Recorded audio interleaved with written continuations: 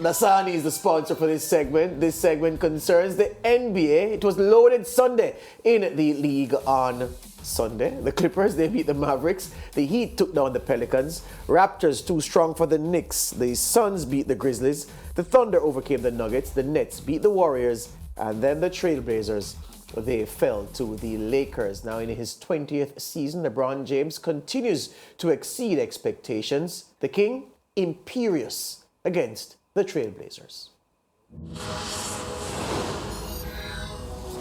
Damian Lillard and the Trailblazers hosting LeBron James and the Lakers. LeBron highlights start early here in the first, pulling up and drilling the deep three.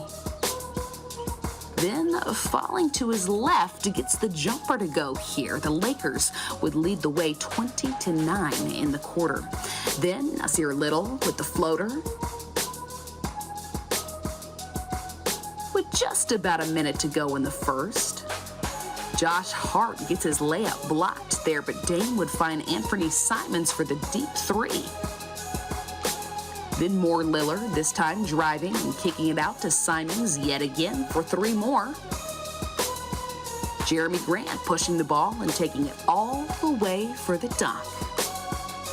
Lillard to Simons yet again. Then Lillard on the keeper, pulling up from way downtown and getting the deep three to go.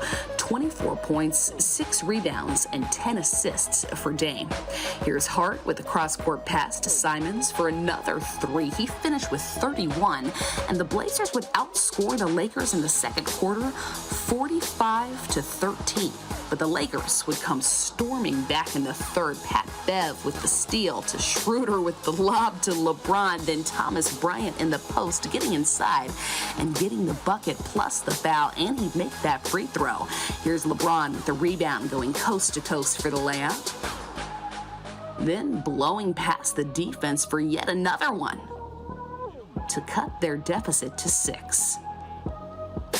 Troy Brown to Bryant for 3 more in the fourth.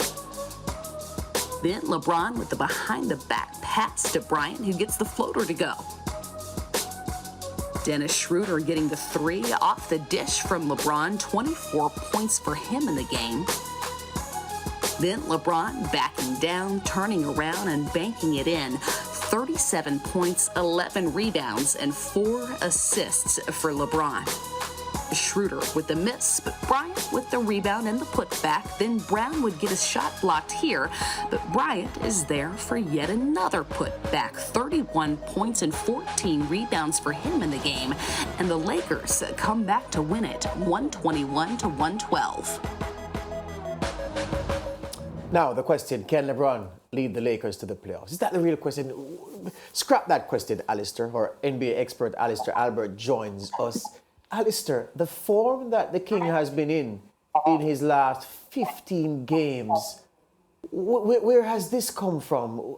I thought these days of consecutive 30-plus point games were gone. I thought his body was broken, but he's made a liar of all of us who felt that the long, slow decline was well underway. The man looks reborn.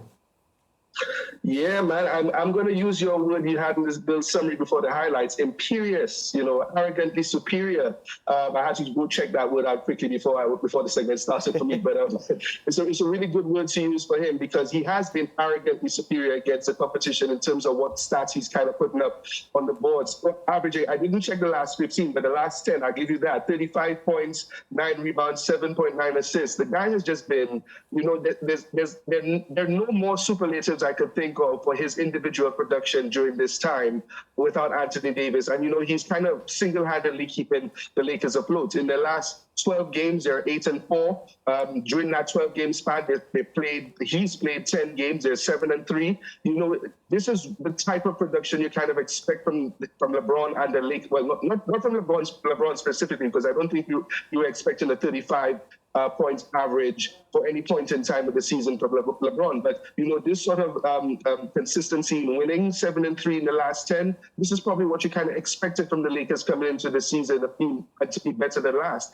And yeah, he's remarkable. That's why he's in conversation for being the GOAT, it's crazy what he's doing, and it's kind of leading his team to some level of success at this moment. Yeah, I you know what's great about what he's doing now, and I really say great in the true sense. You'll remember the time before the last time that they met the Grizzlies, and a run-in he had with a couple of the Grizzlies and some words exchanged, and he said, look, I'm not taking that disrespect. The next time you do that, there's going to be hell to pay. And how they beat the Grizzlies by that 1 point, 2 games ago now. So the fire to want to exact revenge, the ability to be able to exact that revenge shows me that this is a man in a body that is cooperating with him. It's not breaking down and cause him to be left by the wayside, and that he is in, I'm going from that Grizzlies performance to this Trailblazers performance, he is in a very, very good place right now. Perhaps the best phase that he's been in, if you take last season and this season up to this point combined, in terms of fitness and in the groove. I've not seen the king like this in a while, Alister. I'm just hoping his body doesn't break down and there's not a groin injury or something. But to come back to that point of, I suppose what's motivating him to play at this high level at the moment, I don't know. Well, the highlights didn't show it there, but I think behind on social media and on through the trending sections of social media, there was a little bit of a brouhaha at halftime where Shannon Sharp, the Hall of Famer NFL player, got into it with Dylan Brooks and Steven Adams and all of that. And I suppose word got back to LeBron in the locker room, coming back out after halftime, that this happened, and he probably just wanted to exact some revenge for his buddy on the sideline as well. But of course, he's not doing that. He's trying to win the game. But I think any little motivation that comes from LeBron this season and him trying to, I suppose, keep his legacy afloat, and not to have 2 seasons straight back-to-back, not making the playoffs, is trying to drive him to do great things. And any little bits of motivation, I suppose, he's using it to try to do the most that he can. When you hear him in the press conferences after, he sounds exhausted. But, this is a guy who's trying to preserve himself for the games to kind of give the best output that he can. And he's just showing that supremely right now. Right, and Alister, 20 seasons and counting at the age of 38 years. He continues to reinvent himself. He's still the topic of discussion. Yeah, boy, it's 20 long years, longevity, to be able to do this what he's doing is remarkable and, of course, unprecedented. I kind of laugh and kind of just shake my head when I hear a lot of the LeBron haters saying that, he's doing this, he's compiling, he's this, is that. Kareem Abdul-Jabbar, I think he played something like 19 or 20 seasons. In his last season, he averaged something like 10 points a game. This is the guy he's chasing for the all-time record. And, that kind of shows you what it's like. We have a recent example of Vince Carter, who retired after 20-something years. He was a big player, averaging something like 7 points, if so, on his last season. LeBron is averaging over 29 or whatever it is, close to 30 points a game. You have to give it to him. That's why he's in the conversation for being one of the best. Of course, his whole career, everything that he's managed to do to this point, but just being able to show that every single season he could come in and be elite, remain elite, is something just outstanding. Right, and as we talk about the Lakers win, of course, we need to mention Thomas Bryant and Pat Beverly. They also had good nights and, of course, assisted LeBron James because, as much as he can do it on his own, he's at an age where, of course, he'd welcome all the help he can get. Definitely. And, with the absence of Anthony Davis, I think we spoke about that the last time, he's stepping up, 5 years in the league, had very inconsistent seasons in Washington and places like that. And, he's come in and, he's been thrust into a position where he has to produce. Darvin Ham, of course, is speaking in his ear. Phil Handy, one of the assistant development coaches on the sideline, is speaking to him. Anthony Davis also is speaking to him and trying to tell him things that he needs to do. And he's done very well. Over this same 10-game stretch, he's averaging something like 16 points and 10 rebounds a game. And, this is every little bit helps. Between Thomas Bryant, Dennis Schroeder, who's averaging something very similar, 16 points. Russell Westbrook, who's averaging 19 points over that stretch as well. It combined with LeBron's 35-plus points. Every little bit of production that they could get whilst Anthony Davis is out, who they say is returning really soon, and sometime this week maybe, it's going to be really good because they need to do everything to get him back. And also, there was a trade today. They got Rui Hachimura, who was a former teammate of Russell Westbrook from Washington Washington Wizards, who's going to be coming in, who's another forward who could at least produce from the bench for them. So any little bit that they could get to put up on the boards, because we saw scoring was a difficulty for them early on in the season, will be good. And let's see how much it pushes them to the play-in or the playoffs. Excellent. Defending champions, the Golden State Warriors, they continue to struggle, losing to a KD-light Brooklyn Nets on Sunday.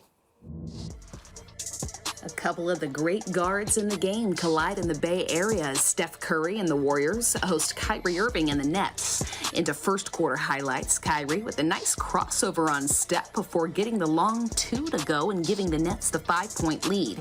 Here's Curry getting the pull-up 3 to go and cutting their deficit to 2. Then off the Nets turnover here, Jordan Poole with the nifty overhead outlet pass to Jonathan Kuminga for the dunk in transition. Here's more from Irving later in the second, penetrating, getting the pull-up to go off the glass, but the Warriors still leading the way 52-48. Then the chef would cook to end the half. Stephen Curry for 3, then putting on a clinic before getting the tough layup to go high off the glass here. 26 points, 6 rebounds, and 7 assists for Steph. And the Warriors would lead the way by 12 at the half, 72-60. Ben Simmons to Irving for the pull-up 3 in the third. Then Simmons dropping it off to Irving for another 3 to tie things up at 75 apiece. Into fourth quarter highlights, Dante DiVincenzo with a nice pass to a cutting Kuminga for the dunk, 20 points in the game for him. The Warriors nearly turned the ball over here, but Draymond Green would get it out to Poole, who hits the pull-up 3, 17 points and 4 steals for him. The Nets with a late charge. Here's Kyrie with 3 more off the screen, then looking for Nick Claxton inside, and he'd find him. 24 points, 15 rebounds, and 3 blocks for Claxton. More Irving drawing a couple defenders, then kicking it out to Royce O'Neal for 3, and the Nets take the lead 118-116. Poole kicking it out to Curry, who pump fakes but doesn't shoot. A kickball's called here. The Warriors would retain possession. Then on the next play, DiVincenzo with the inbounds to Klay Thompson. He misses the 3. Irving would grab the rebound, and the Nets would hang on to win it. 120-116, the final score.